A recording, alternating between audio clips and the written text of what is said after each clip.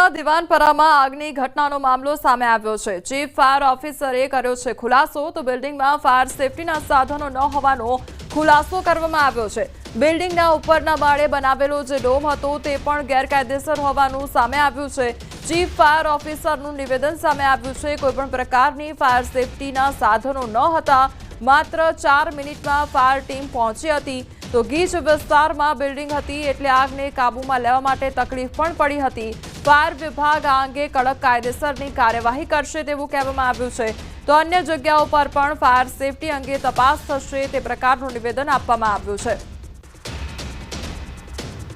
તો દિવાનપરા વિસ્તારમાં આગ લાગવાની આ ઘટના સામે આવી અને ત્યારબાદ તપાસ કરવામાં આવી તો એક બાદ એક ખુલાસા થયા છે। જે ફાયર સેફટીના સાધનો હોવા જોઈએ તે સાધનો પણ નહોતા। આ સાથે જે ઉપરનો માળ બનાવવામાં આવ્યો હતો તે પણ જે ડોમ બનાવવામાં આવ્યો હતો તે પણ ગેરકાયદેસર હોવાનું સામે આવ્યું હતું।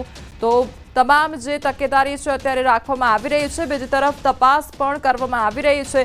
ફાયર સેફટી અંગે જે અન્ય સ્થળો છે ત્યાં આગળ પણ તપાસ હાથ ધરવામાં આવી છે।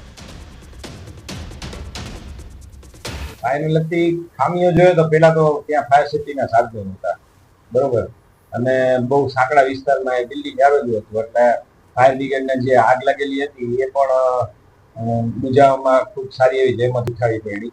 હવે સફાઈ કામ ચાલુ હતું ત્યારે એક મેગ્નેટ મશીન અમારું પોલિશિંગનું ચાલુ હતું છેલ્લા કામ માટે। એ ક્લીન કરીને કરતા હતા, એમાં સ્પાર્કિંગ થયું અને એમાંથી ધુવાણા એકદમ નીકળ્યા અને એ જોવા ગયા અને પાણી છાંટવા ગયા તો એમાંથી એકદમ આગ નીકળી।